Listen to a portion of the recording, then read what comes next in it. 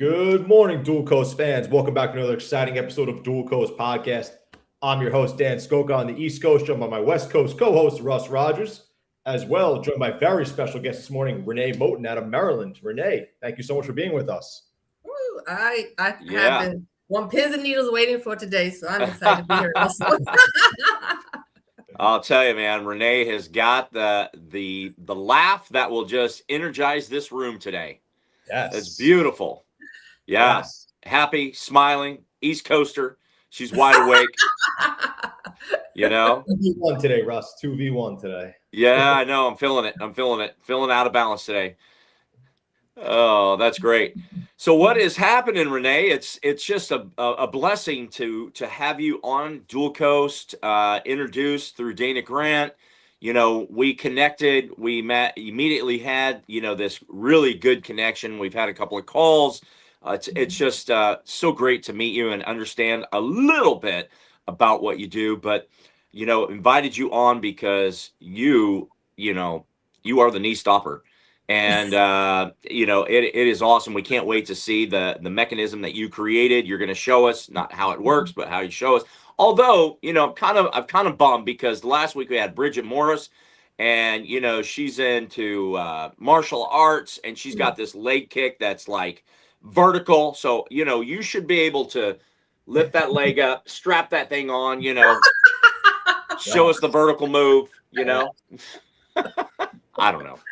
Anyway, it really is. It's great to have you. Thanks for coming on. Tell us a little bit about your background. Tell us a little bit about your history of how you got to this point without going into the actual knee doctor part. Knee stopper. Well, you can call me the knee keeper. Knee keeper. Oh, I like it. Like a beekeeper. Right. She's the knee keeper. I've got some friends. Before you answer, I've got some friends that have had their knees replaced. In fact, when I flew to Portland last week on Tuesday, I had lunch with my friend Jim Bush. The next morning, he was going in for knee replacement. Yeah. Yeah, it's rampant. It's quite rampant. Absolutely. Okay. Yeah. Well, as for me, I have lived in Maryland all my life. I played sports until I couldn't. Well, you play sports and then you have to coach them. So you play it first. Yes. And you coach second. Okay. I was married for 45 years. I have one daughter and one granddaughter. And I started my personal training business around 1998. I've been an entrepreneur since 2007. And I've been on somewhere around about 26,000 one-on-one appointments with clients. Oh, man. I know. add up that time right there. Yeah. 26,000 clients. Holy. Well, 26,000 appointments with all clients. So that's what I've been doing over the past of my career. But I had a soccer injury. I twisted my ankle playing soccer, and I didn't know it at the time that was going to change my whole life, that one injury. So that one injury went into right knee hurting, and then the left knee hurting, and then eventually both hips were hurting. So I have osteoarthritis in both knees and in both hips. In 2014, being in pain for 20 years, in 2014, I finally figured out how to get myself out of pain. And from that point on, I've been on a tear of a mission of taking this knee OA, osteoarthritis, and stopping the disability of it. And that is my mission in life, is to stop the disability of knee OA. So do knee doctors dislike you? Well, they don't really. I mean, come on, let's get real. I don't think they don't like me. I think they just kind of, the ones that I have talked to, they kind of like, okay, so what? Yeah, thank you for sharing that information with me. Yeah. That's about it. Because they want you under the knife. Yeah. Right? That, making money, right? Yeah, sure. So yeah, I try not to think of it that way, but it seems like that comes up quite often. Yeah. Yeah. But here comes the knee keeper. We got to create a song for you. Yeah. I love it. I'll take it. The knee keeper. The knee keeper. Oh my gosh. So, just going off of the surgery side of things, because I have several friends that have had the knee replacement, and they said the first 2 weeks after knee surgery is brutal. Yeah. And then, I've actually been with a buddy who I saw about 2 weeks after, and he just said it was awful. And, you just hobbling out of the garage, and, they want you moving, right? So, yeah, it's no fun. And so here comes preventative Renee Moten that comes in, and she is basically telling people, this is a mechanism that I have created, that I have designed, and I can help you, with your pain, with maybe not going to surgery. And so, do you have any idea how many people you have kept from going under the knife? Oh gosh. During the COVID years, those COVID years, I would have something like 800-900 people on my Zoom calls, and Yeah. I know that I have showed them a way. Now, whether all of them took my advice, but I know I showed them a way of looking at it a little bit differently. Before you go into surgery, let's try this, or this first. Okay. Yeah. And that's where the strap came from, because people couldn't get the motion. So that's how I developed it, because nobody could figure out how to move their ankles the way I needed them to move their ankles. So. Okay. Well, I know Dan is just, as a physician's assistant, is just itching to, ask him some deep questions. But can you just show us what it looks like? Show us the mechanism that you have designed and created, because, and then you can describe, how it works, and then I'm going to let the physician's assistant dive into the interrogative questions.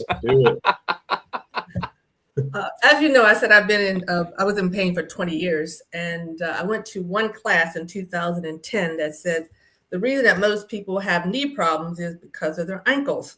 Yep. And that's what I never hurt my knee. And that's the first time I figured out, like, oh, that's why I have knee problems. So anyway, that's when my focus changed towards ankles. And this device here is called a knee pain reduction strap. Okay. All right. It goes around your foot. It goes around the arch of your foot. It goes around, you take this and you put it around the arch of your foot. And because this plate is on here, it pulls the foot into eversion and inversion.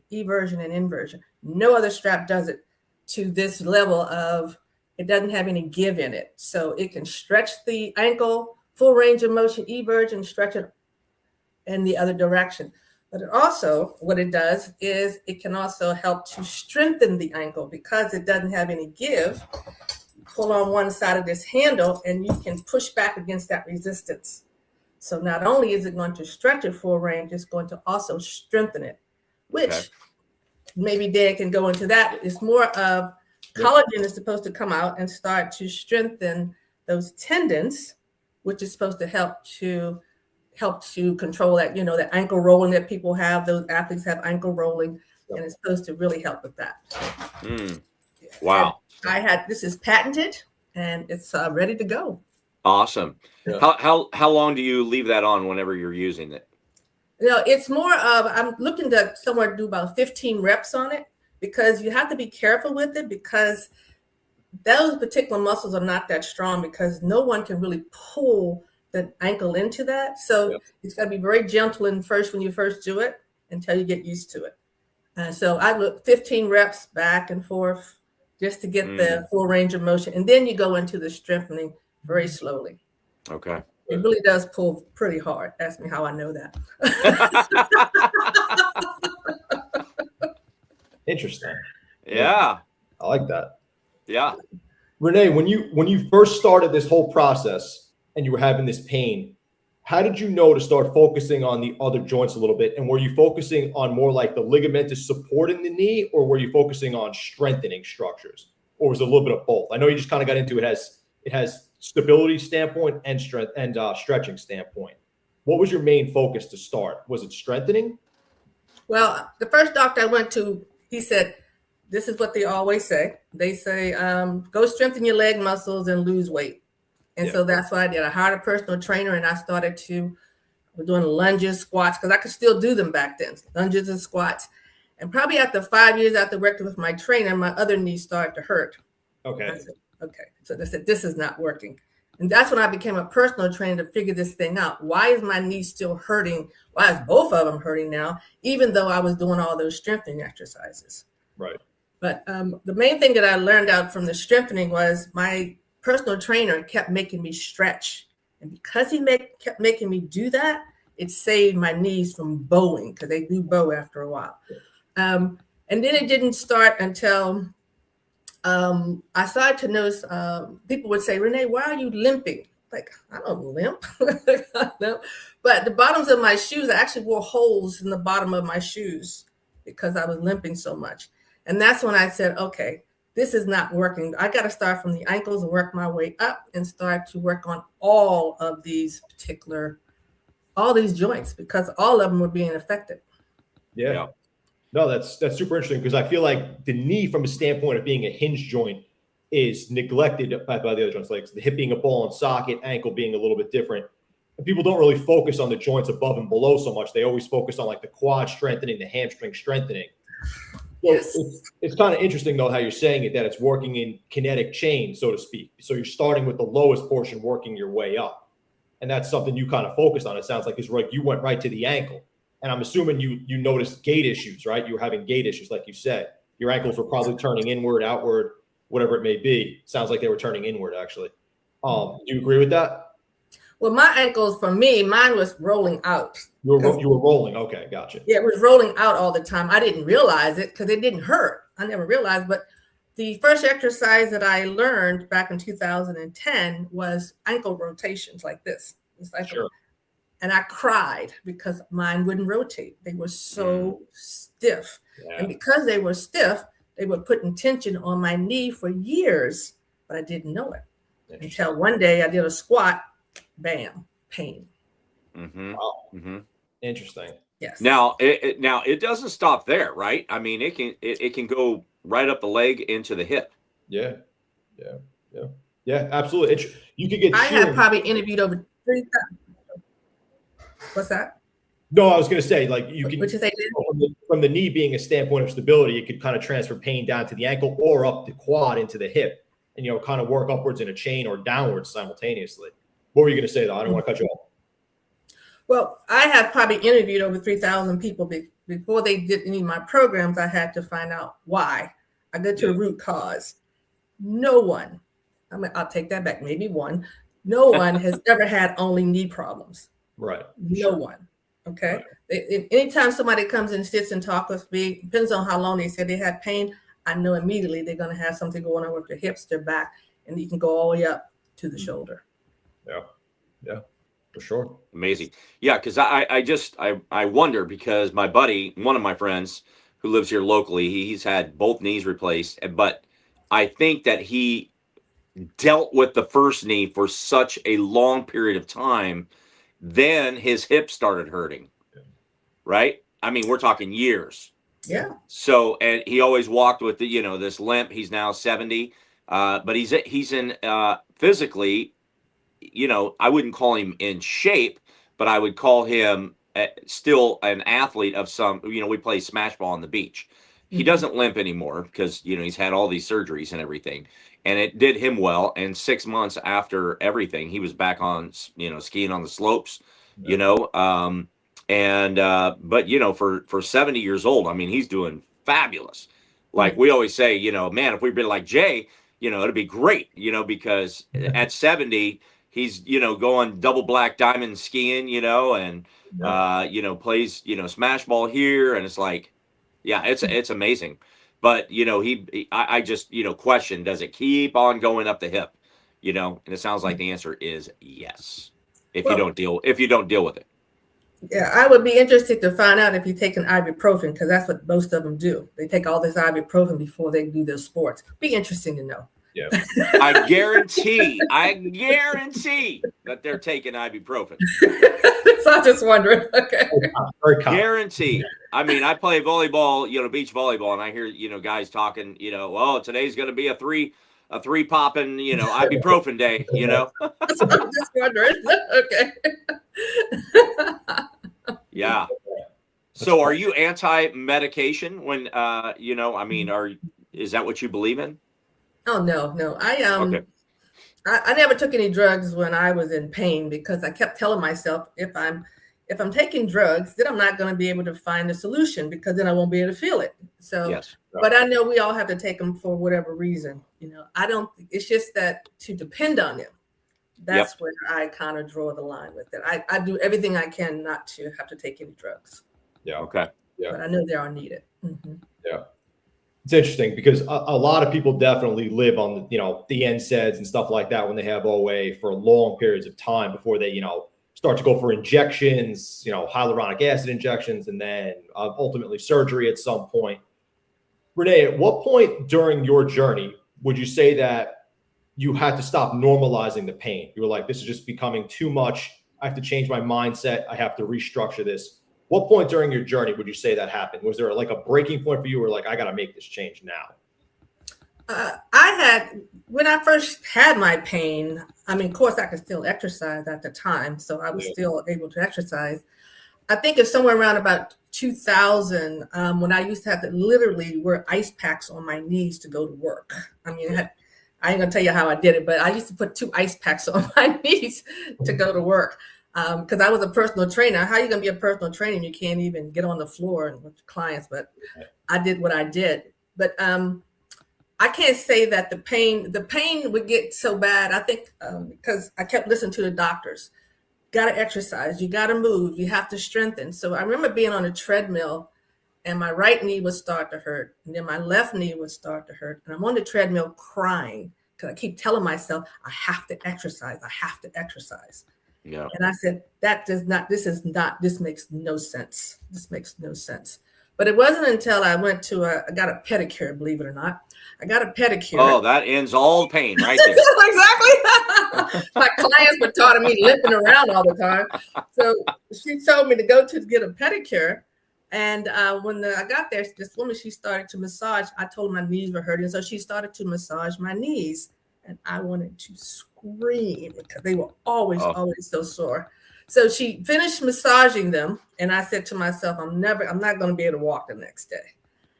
But gentlemen, when I got up the next day, after being in pain for 12 years, all my pain was gone. Just like that. It was gone. And I called her up and she did what they call a lymphatic drainage massage. Yeah. Okay. I went back to her a couple more times. And it didn't work all the time, but it did work for about 2 months or something like that. And I think, okay.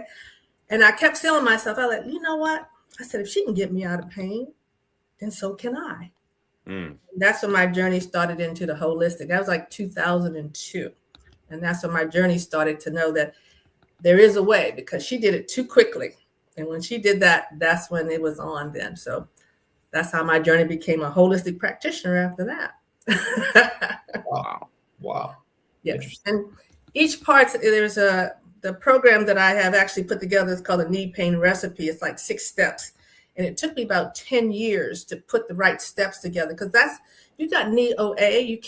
There is not just one fix. You have to do things in a proper order in order for it to really heal. See, I can run, I can do anything now, even after being in, with osteoarthritis in both knees. I have figured this thing out, and that's why I'm bringing it to the world because I figured it out. Amazing. Wow. We're going to try to do our part to help you continue to expand to bring it to the world. Thank you.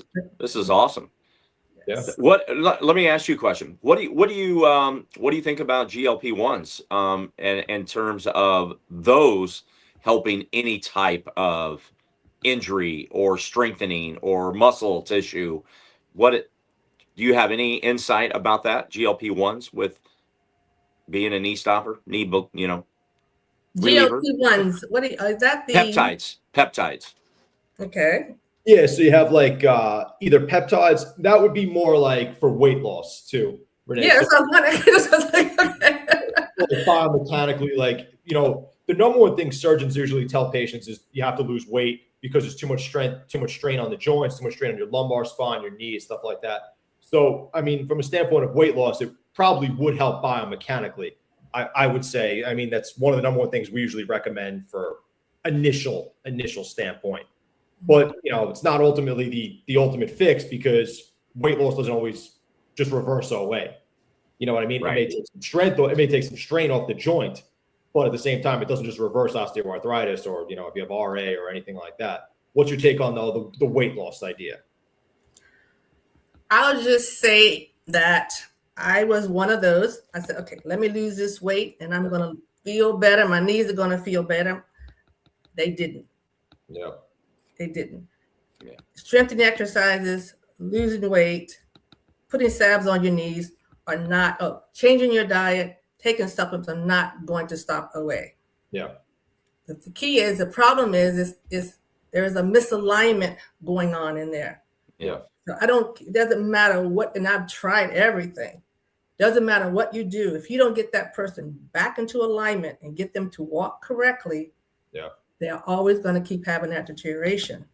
And I have a woman, she just had to get a knee replacement, but she's like 300 pounds, but she was with me for 3 years with her OA and all this exercise and doing everything else. But she had meniscus tears, bone on bone, and all that kind of stuff. She needed the surgery, but I got her out of pain and she was like 300 pounds. Wow. Okay. Interesting. And I actually documented it too. And, it's not the weight. I mean, I know that it doesn't help, but you can get a person in alignment, get them back into balance, and that pain will subside. Yeah.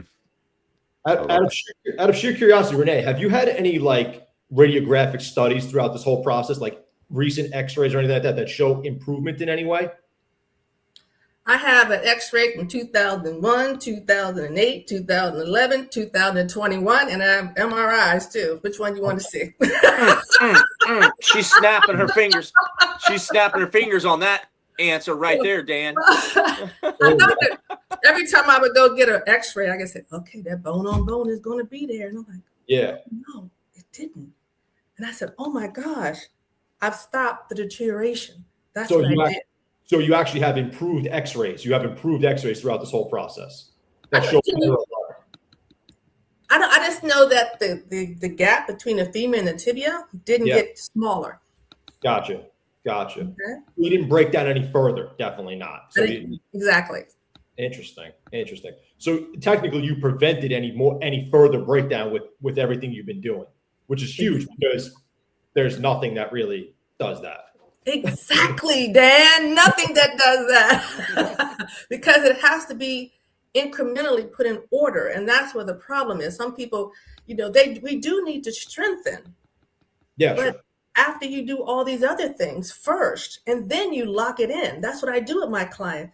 We get rid of the inflammation. We get rid of the swelling. We make sure that you are functional, that you're totally no restrictions anywhere else, and then we lock it in there. Because they're already functional. Then we lock it in. We don't lock it in when they're not functional. To me, what we do is we strengthen in dysfunction. Yeah. It makes sense. Do you taper your regimen per client, or you kind of go with the same regimen for everybody? Do you do like, certain things if somebody has like unicompartmental arthritis versus, both compartments? Did you do things like that, or is it mostly a step-by-step process for everybody? The first 4 steps are standard because that's getting rid of the inflammation, get rid of the swelling, that part. Okay. And then you start to, what do you have going on here? Because usually, I ain't gonna say 99%, but quite a few of my clients, once I get done with them after the first 4 steps, okay, now let's see what the real issue is here. And it's usually not even their knee, it's like their hip, their back or something like that, or sciatica or something like that. But most of the time, it's not even their daggone knee. I can get you out of knee pain pretty quickly. It's usually the other stuff that causes the problems. Yes. Oh, definitely. Yeah. So I was up in Portland last week, and one of our guest speakers was Dr. Will, who I just met a month and a half ago. Mm-hmm. Dr. Will is a chiropractor, but he does this. First, he had me come up to his office because he goes, I want you to experience what I do. And then when we get on stage and we start talking about it, then you have a better understanding, helps us in our conversation. So sure. So I went to the office, sat down in a chair. And so he's doing, the spinal, feeling and everything. And then I lay down and he comes up underneath here and he's feeling all around in here, right? A little cranial checkup, and does this is in pain, blah, blah, blah. So then he starts pressing on different parts of the body. Does this hurt? Does this hurt? And most didn't, but then there was one like, oh yeah, I feel that. So then he started working that, and he goes, you're out of alignment. And he was talking about your rib cage, and he's just doing this soft press right here.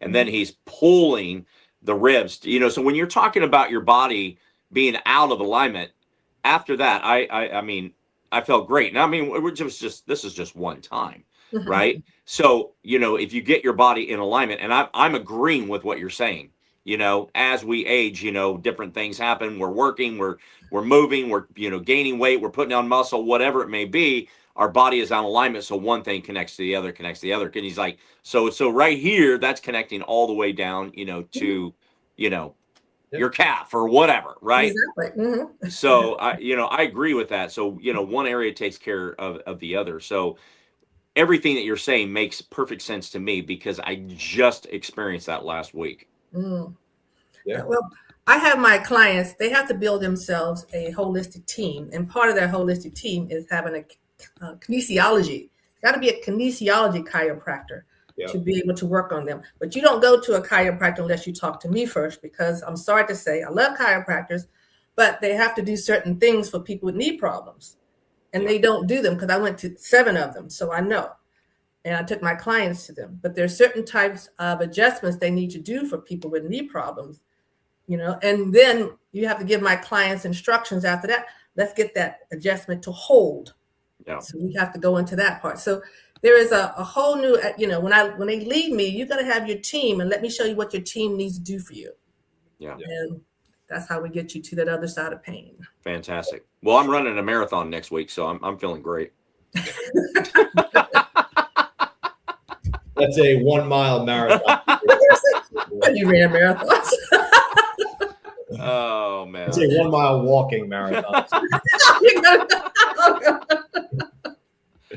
Yeah, I'm building up right now. I'm walking. I'm walking a quarter mile every day. Yeah, he's warming up now.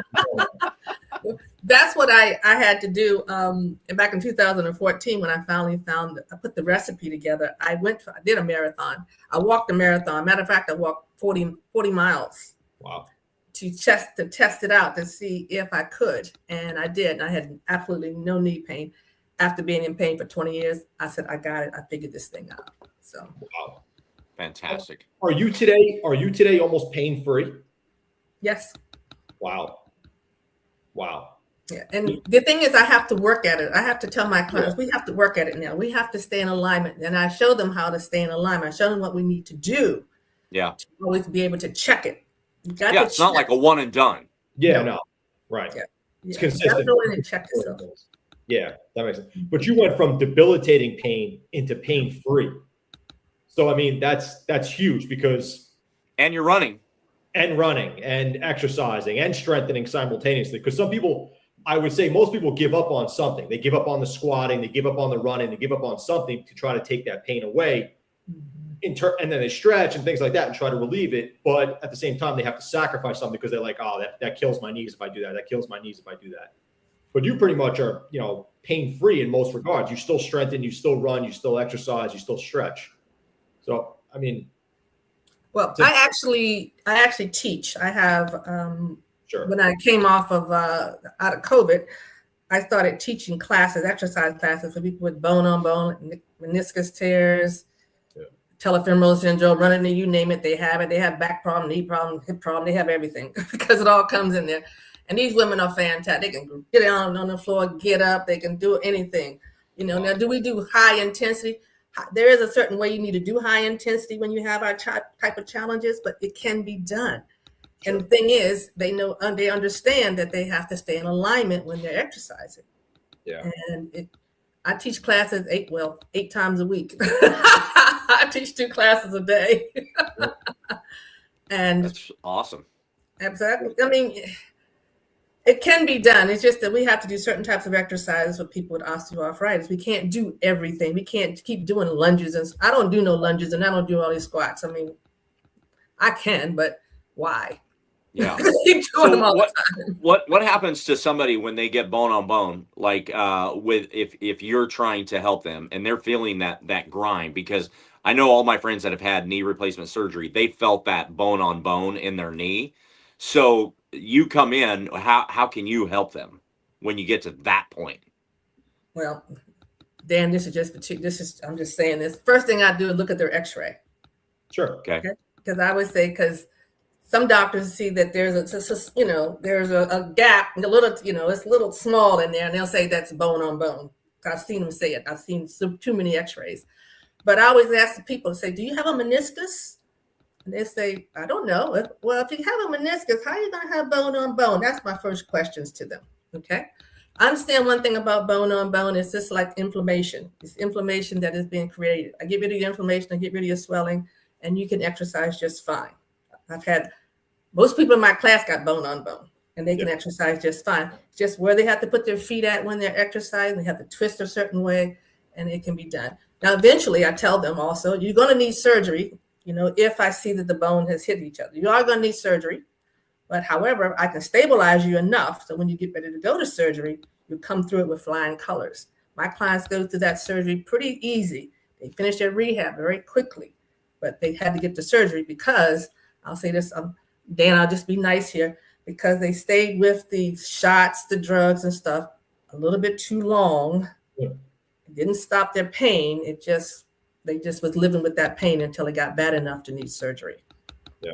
And the key is we need to take these people from, the doctor need to do the diagnosis, but the doctors just cannot do what I do. And we need somebody on my side that is willing to show these people that have all this osteoarthritis in their knee, you can get rid of the pain and we can get you to exercise, but you can't stay in there in that space until the bones start to hit each other, because your knee starts to bow. I got 3 people in my class right now, their knees are bowed. Yep. But I'm stopping, but they still can exercise. And when they get ready to go to surgery, they'll be ready to go to surgery without the inflammation and without all that pain. And they'll go through the surgery a lot better. Interesting. Yeah, I feel like that's something that's definitely overlooked is people going into surgery. They don't really start the process beforehand. They go into surgery and then start the process afterwards. That's a very common theme because nobody really rehabs their knee or does strengthening or stretching before going in. Yeah. So automatically, in my opinion, you're at a disadvantage because you have surgery, you're admitted for, 3-4 days, typically a scenario, possibly go to rehab for a week. Some people who get bilateral knees done go to rehab, automatically. But then you start the process of rehab right after that. And now it's like, okay, I'm already a little bit behind the 8 ball because my quads are weak, my hamstrings are weak, my ankles are probably unstable. I've been favoring one side for X amount of years. That's right. And now you're going, and now you're starting from scratch technically. In my opinion. Yeah. And the thing is, if they can just get this one word can just change the whole dynamic. These people have been limping. Their other side is already messed up. So you're going to go and do the knee, but as soon as they come out, they're still going to be messed up, Yeah. Still, their other side is still messed up. That's why they're going to end up with 2 knee replacements, then 2 hip replacements. Yeah. You got to get the people before they go into that surgery. Get them back into alignment, get rid of the inflammation, get rid of the swelling, get them back, get them strong, and get them used to exercising. My clients are so used to exercising, the physical therapist says, slow down, because they're already used to exercising. So that's why I say for people that get ready to go into surgery, come to the Moten method. That's the name of my method. Come to the Moten method. Let me get you ready for your surgery if you need it. Yeah, for sure. Well, I got to believe that, people that are listening to this podcast, whether live or later, on the replay are going to be definitely hitting up Renee Moten because, this is really good information, and especially if you're dealing with ankle pain or, you got tendonitis, you got, some tendon problems or you got knee problems, hip problems, this is fantastic. I think the thing that I want people to really get, and that's what I put in my book, my new book that I put out, is to know when it's happening. See, for me, I hurt my ankle. My ankle turned into my bottoms of my feet start to hurt. So that's the first indication something is wrong. And then I had plantar fasciitis. That's another indication something is wrong. Okay. And then next thing you know, my knee was hurting. But here's some other precursors. You can, if you have bunions, if you have corns, if you have calluses, if you wear orthotics, they're all telling you you're going to have knee problems in the future. Why? Because you're not walking correctly. There's something about how you're walking is not right. And so it's going to, every time you walk, you put stress on the knee. One day you're going to do a twist or a turn, meniscus tear. Yeah. I've seen that quite often. Yeah, for sure. For sure. Mm-hmm. It's funny you say that, actually. It takes me back to this. I went to go buy sneakers one time. This is a number of years ago. And I went to this like specialty store, and I didn't really know much about the whole wellness of sneakers at that time, if that makes sense. I was always wearing like the Nikes and the Adidas and whatever else was popular at the time. So I walk in and there's this guy there who's looking to help me, and he's wearing these shoes that are like, have nothing. They're like his bare feet pretty much on the ground. Mm-hmm. And I was like, I got to ask you, like, what are you wearing? He's like, well, I'm teaching myself how to walk. This guy's like 50. Mm. He's like, I'm teaching myself how to walk. And I was like, I'm sure you know how to walk, and he's like, yeah, but I don't know how to walk correctly. And I was like, and that always stuck in my mind. And like, this guy started testing my gait, checking my inversion on my ankles, my knees, looking at the whole chain of command pretty much. And I'm like, all right. And then he puts me on like this whole gait stability thing, checking my balance between left and right. And I'm just like, here to buy sneakers, man, and after you that, said specialty. You said specialty store. I was like, I'm just here to buy sneakers, man. And then after that, but now I go in with that mindset when I actually do look for sneakers and things like that, like the gait and the abnormality and what's left greater than right, what my stride, everything like that. And this guy looked at all that stuff and he showed me. He's like, I'm learning how to walk again. This is he said, you want to be closest to the ground to start. It was the way he described things. Like he wants to be grounded, so to speak, where almost his bare feet on the ground. And a platform under him. So that's like he had to like build up the chain a little bit.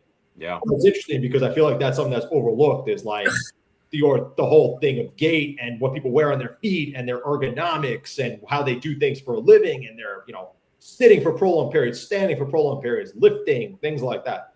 The form, the ergonomics or everything is just way overlooked in my opinion. Nobody really teaches that. Oh.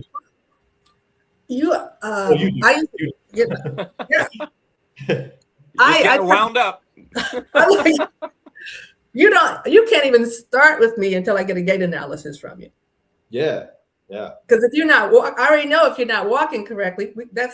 And that way you also know it too. But a gait analysis is the most important thing. But when I've taken my clients, I'm going to go in. But anyway, gait analysis, people shouldn't even be walking. They shouldn't be running. Until they get a gait analysis, because I've seen people they walking for 3 miles a day, and then all of a sudden they can't because their knee will start hurting or their foot will start to hurt. That's because they're just not walking correctly. Yep. Yeah. So Barefoot is the name of a shoe company, and so Hoka came into play and really changed the direction of other shoe companies. Because all of a sudden they started going with these big foam, platforms for cush. And I bought a pair at one point and I didn't like them. And it was, I go with a lower profile, foam shoe. And because and it's a little bit wider, than the foot. And it kind of goes back to what you're talking about, Dan, as far as grounding, right? The Hoka with the cush just didn't work for me, because what it was doing, it was just like you were talking earlier, forcing everything to a roll. Yeah. In my classes, that was the first thing everybody wants to talk about. Renee, what shoes should I wear? Don't buy any shoes. Why? Because your ankles aren't working right. Your feet aren't working right. We got to get your foundation. That's what I do. I build your foundation. Make sure your ankles will work. Calves, shins, make sure everything is functional down there first.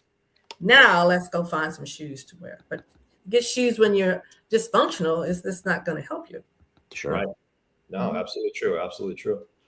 It's funny because and James Rupert, who was just at in Portland with Russ over the weekend, he would be interested in this conversation because he's a functional PT, and he kind of brings a lot of things up that are overlooked in the realm of physical therapy these days. Mm-hmm. He's more focused on neurophysiological connections, mind-muscle connection, things like that.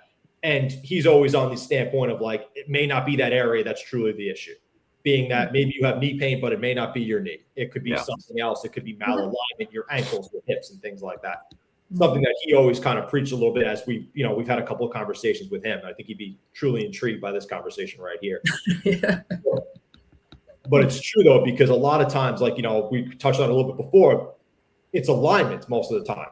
And like you're saying here, the walking, the gait analysis, when you, just a quick question for you as we're doing this, do you have people like video chat you and things like that, and they show you how to walk, how they walk, and you kind of like, you work on the process, or is it always in person with you? No, they send them I got clients from all over the world. So yeah, they send them to me and I check them out. Yeah. Yeah. That's cool. Mm-hmm. Interesting. Yes. I have, when people come to me and they say, Renee, I have hip problems, or I have back problems, or I have neck problems. I said, I'm not worried about your neck. I'm not worried about any of that yet, because I have to go through my step by steps. I go through step 1, step 2, step 3, step 4, step 5. Now let's see what the real problem is, because we got to get them back into get them balanced back into them, and then we can find out what the problem is. To go after if somebody has a neck problem, you shouldn't just go after the neck. You got to find out how they're walking. If they got a hip problem, a back problem, it's just that's why, chiropractors, that's my friends. Why do you always wonder why people's adjustment would keep going off? Yeah. Because of that, because they're adjusting, which is fantastic. They feel good, but then when they go out and walk again, then it throws the adjustment off. Yeah. So 1 month ago, you launched a book, and I'd love for you to share about your book with our audience. Okay. Yes. It's called Knee Pain Relief, and I'm sorry, Dan, again, but I put why standard care fails. I don't know what you're talking about. I was so looking forward to this conversation today. Why standard care fails. I was trying to do it. I was trying to say it. I was going to say something, but put it this way. All my research, even though my book is about why standard care fails, is because when I started really look at what doctors actually do, they diagnose and they treat. They don't have all this time to investigate. And they wasn't really taught to do all of this investigating, is find out deep down what's the root cause of people's problems. Especially when it comes to orthopedic doctors in the sense of knees. Now, about the other stuff, I don't know, but I know I've talked to enough clients to figure that out. But only thing I put in this book about it was that you can have your doctors, but you need other people to help you. They're just not, you just can't go to your orthopedic doctor and think they're going to be there and be all. There's other options that you can go to, and that's what I was sharing with them.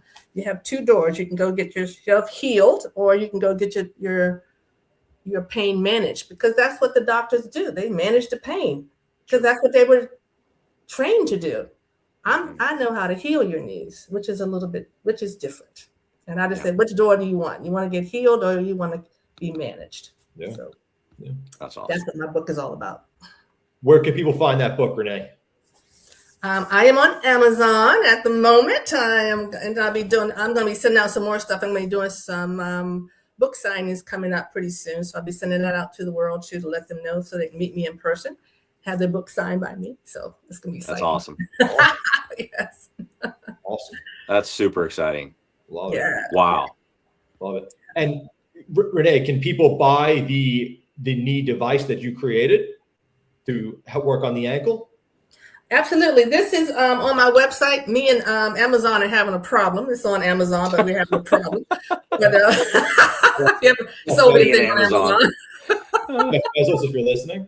But you can go right on healmyknees.com, and you see the word strap, and you'll be there, and I'll have the book. It's going to be on that same page, so you can get the book and the strap at the same time.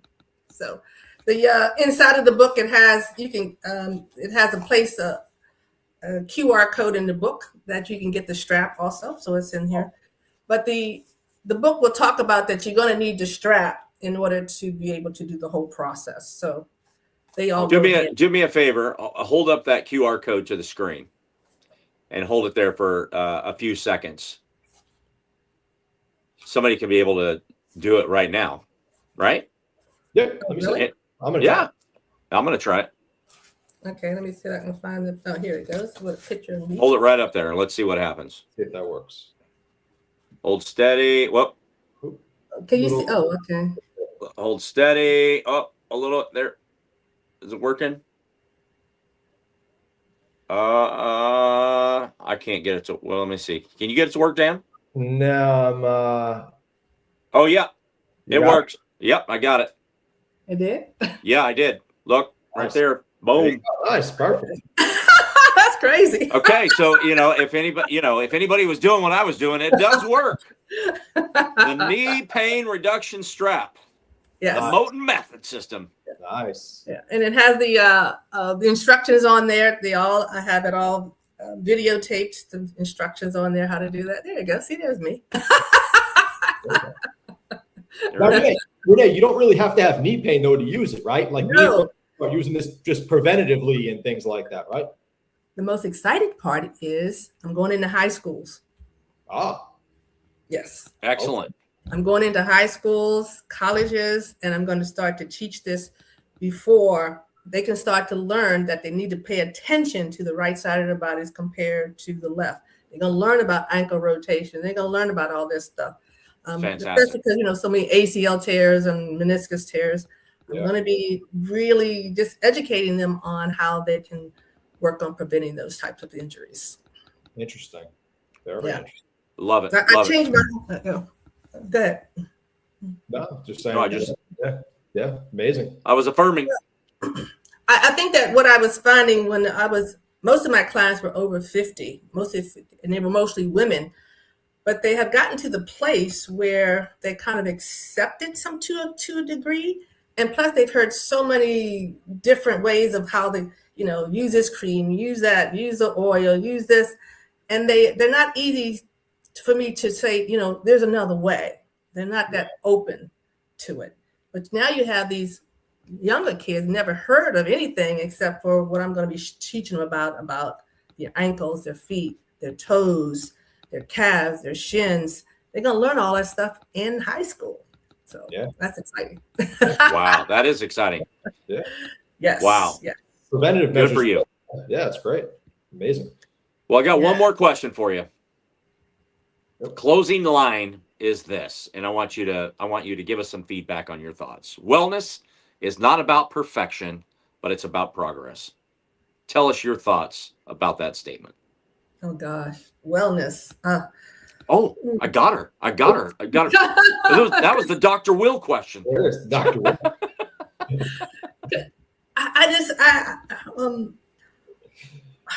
I have just the word wellness. This is just a complete package of how I wake up every day happy. I don't have pain, and I just wake up every day happy. And to get to that level of being in pain for so long and to come to this place right now where I can do whatever I want to, all because of wellness, all because I went that route of learning so much about wellness. I mean, 20 years of just studying wellness, and to get to this place where I can share that to the world, I'm blessed. You are blessed. And we're blessed to have you on our show today. Absolutely. Thank you, Renee, for coming on today, sharing, your method, your book, your happiness, because you are definitely infectious when it comes to what you exude in your presence. So thank you for sharing that with us and blessing us and all of our viewers today, and for those that are going to see us in the future. So what is the best way if somebody is to look to communicate to you? How can they reach out if they're struggling today with some pain in their ankles, their knees, their hips? How can people communicate to you? The best way is go to healmyknees.com. Okay. A chat box will jump up, and I see that, I get messages, notifications that somebody put a message in there, so I'll know immediately that you put a message in there. Are you going to answer, or is your AI assistant going to answer? I will. Because people they'll talk about their knees or whatever, so AI doesn't know anything about that. So. Okay. I'm not that sophisticated yet. That's awesome. This was a great conversation, Renee. Thank you so much for being here this morning. This was really informational. I hope a lot of people got a lot out of this. Please reach out to Renee on social media. Please reach out to her at healmyknees.com. Check out her book on Amazon, and hopefully the strap gets to Amazon soon, pending future conversations. Check us out on all social media handles at Dual Coast Podcast. Give us a listen on Spotify, Amazon Music, and Apple Podcasts. Thank you, everybody, so much for listening. We'll see you guys. Thank you. Renee, thank you so much again. Thank you, Renee. Thank you so It's much. been awesome. Yeah.